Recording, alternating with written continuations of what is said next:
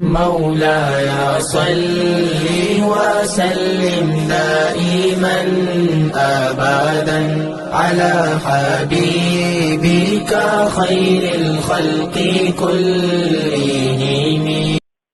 يا أيها المدثر قم فأنذر وربك فكبر وثيابك فطهر.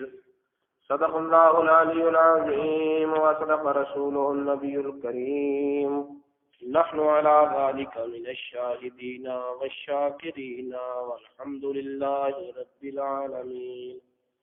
قال الله تبارك وتعالى في القرآن المجيد والفرقان الحميد في شان حبيب الرحمن الرحيم. إن الله وملائكته يصلون على النبي يا أيها الذين آمنوا صلوا عليه وسلموا تسليما. الصلاة والسلام عليك يا سيدي يا رسول الله وعلى آلك وأصحابك يا حبيب الله. الصلاة والسلام عليك يا سيدي يا رسول الله وعلى آلك وأصحابك يا رحمة للعالمين.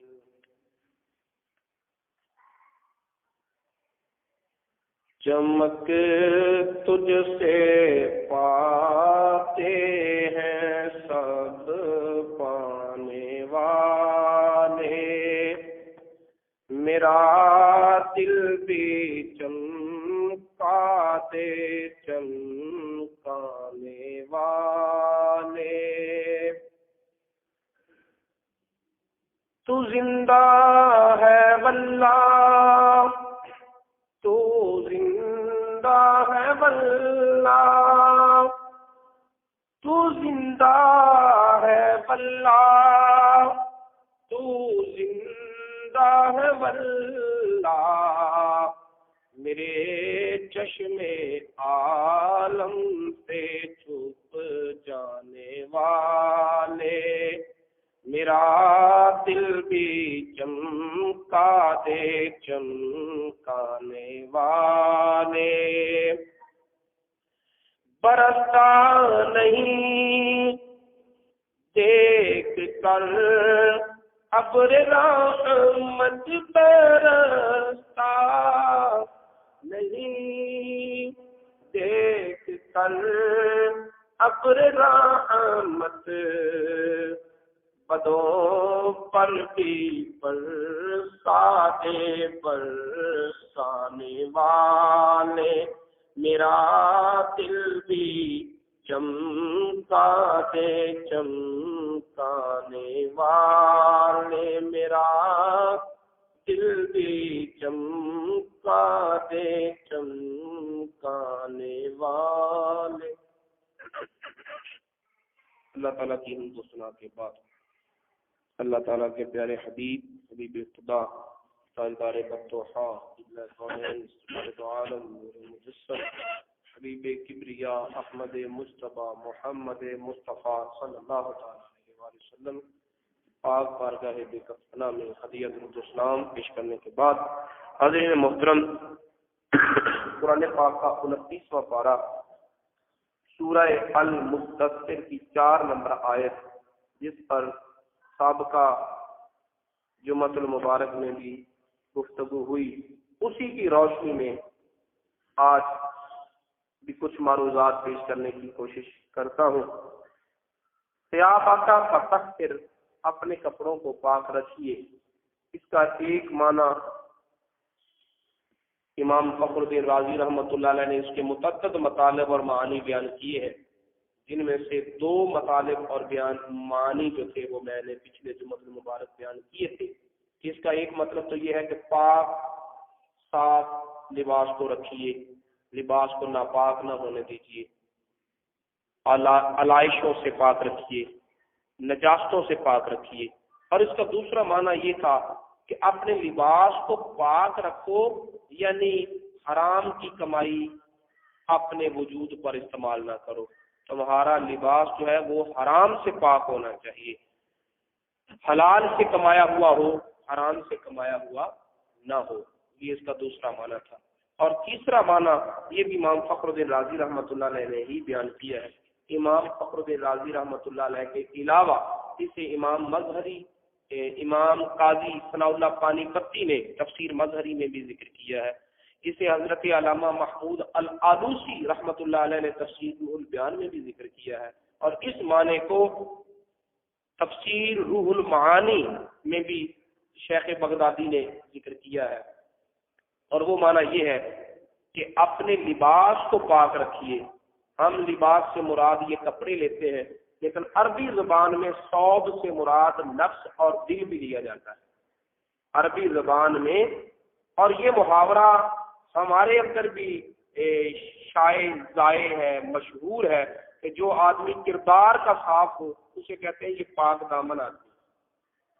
حالانکہ دامن تو کپڑے کا ہوتا ہے، دامن تو قمیض کی لٹکتی ہوئی جہت کو کہتے ہیں، لیکن اس دامن سے مراد نفس اور دل لیا جاتا ہے کہ یہ پاک دامن آدمی ہے، یعنی پاکیزہ نفس اور صاف دل آدمی ہے۔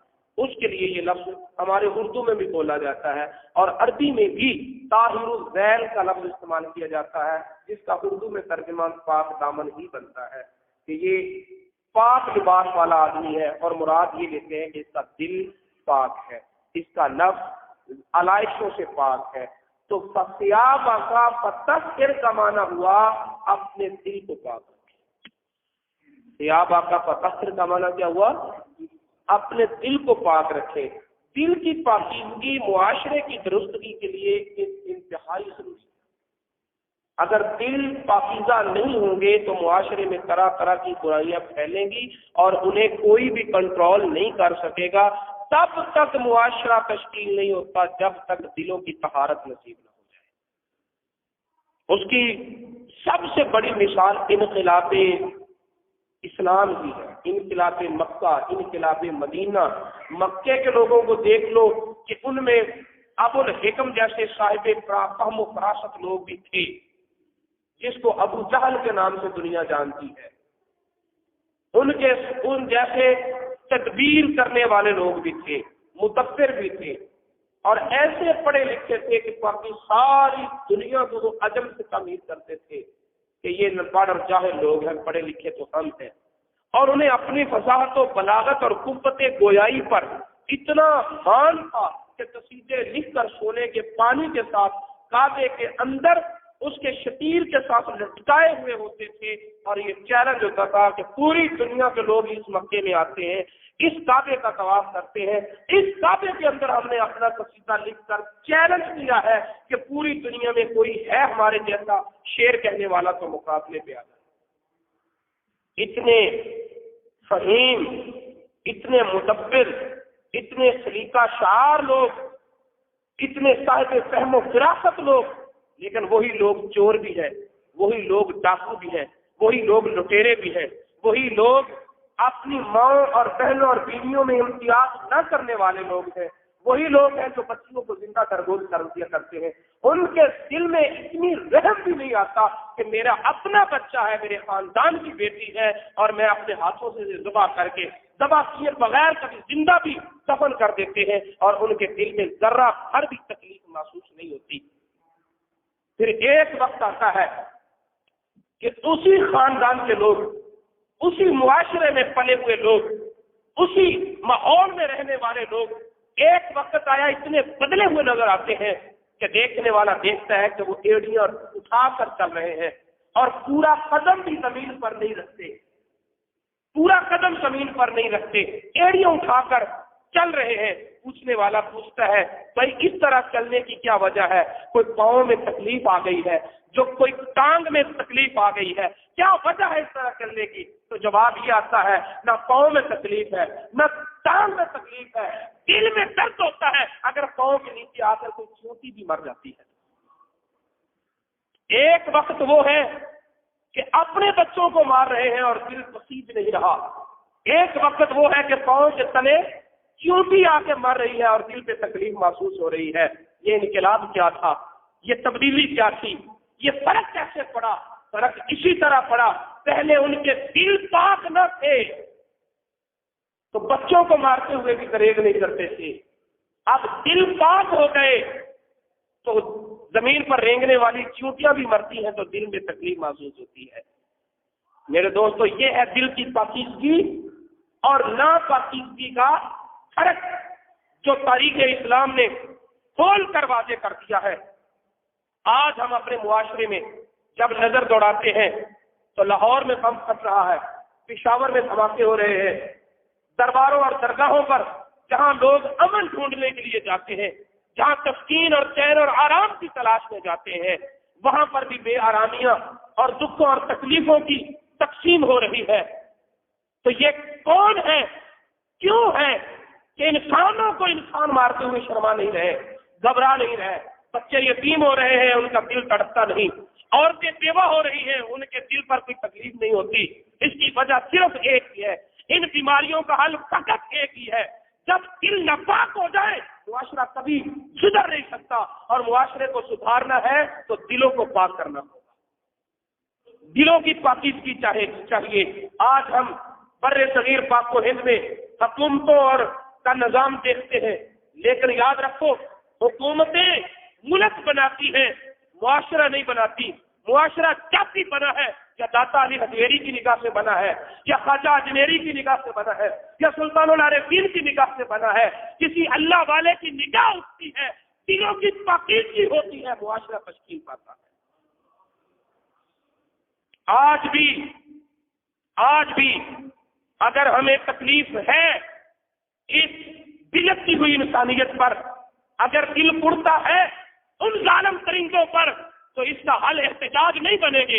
اتنے احتجاج ہو گئے، ہمارے احتجاج تو ہماری بجلی اور گیس کو پورا نہیں کر سکے، ہمارے احتجاج تو بڑھتی ہوئی مہنگائی کو دور نہیں کر سکے۔ ایک دفعہ مدینہ منورہ میں غلے کا نرخ بڑھ گیا، قیمتیں زیادہ ہو گئی۔ صحابہ کرام نے نبی پاک صلی اللہ علیہ وسلم کی بارگاہ میں عرض کی، یا رسول اللہ آپ ان چیزوں کی قیمتیں متعین فرما دیں، مقرر فرما دیں، تاکہ اس سے کوئی بڑھا نہ سکے۔ تو نبی پاک صلی اللہ علیہ وسلم نے جواب یہ دیا تھا کہ میرے غلاموں، روزی کی فراہمی کا ذمہ اللہ نے لیا ہے، یہ غلے کے نرخ کو کوئی کنٹرول نہیں کر سکتا۔ اگر ہمارے حال سدھر جائیں گے، اللہ خود بخود نرخ جو ہے وہ کنٹرول میں آ جائے گا۔ اگر اور لوگوں کے حالات بگڑ جائیں گے تو اس مہنگائی کو کوئی کنٹرول نہیں کر سکتا۔ ہم نے احتجاج تو کیا، ہم نے سڑکوں پہ ٹائر تو جلائے، ہڑتالیں تو کی، لیکن کسی نے اپنے حالات کی درستگی پہ نظر نہیں کی، کسی نے اپنے احوال کو درست نہیں کیا۔ جب میں کہتا ہوں کہ میرے مولا میرا حال دیکھ، حکم ہوتا ہے کہ اپنا نامہ اعمال دے۔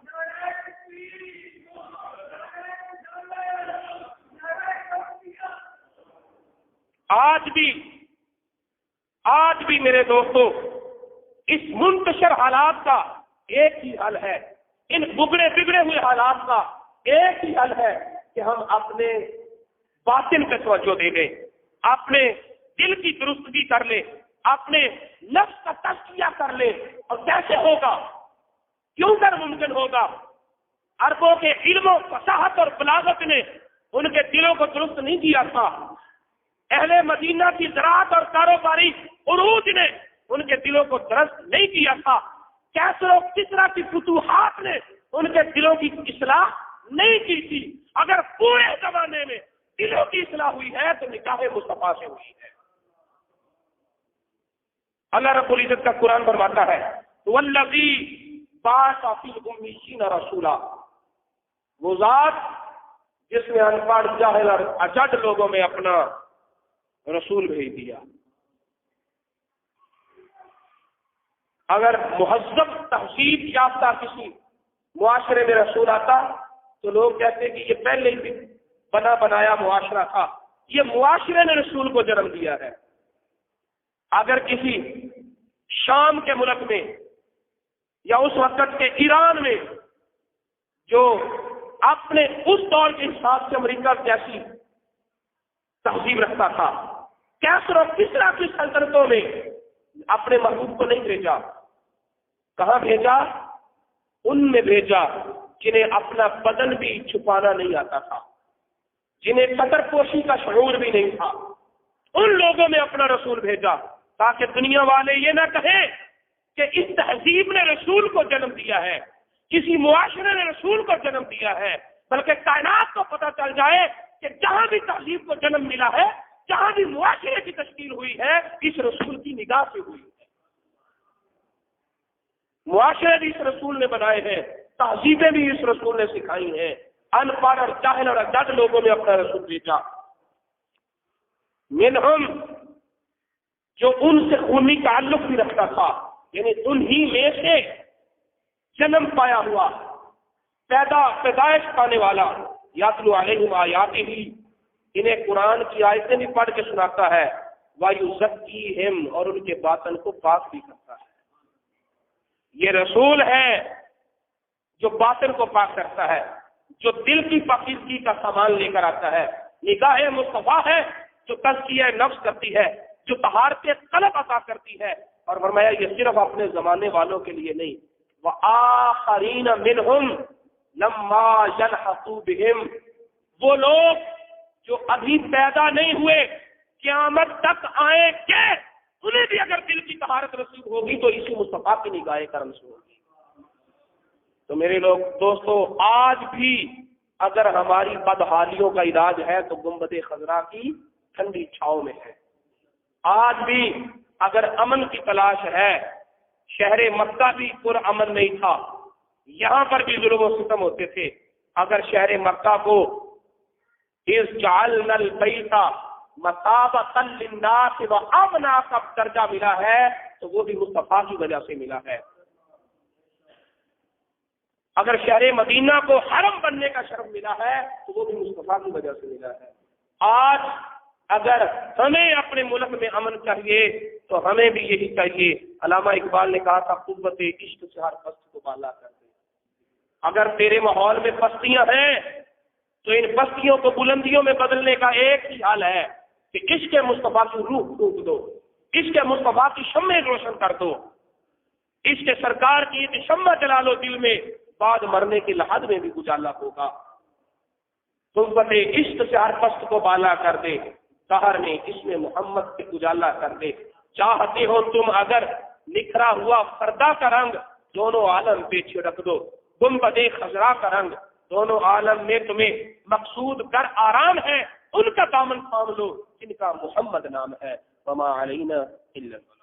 مولاي صل وسلم دائما أبدا على حبيبك خير الخلق كلهم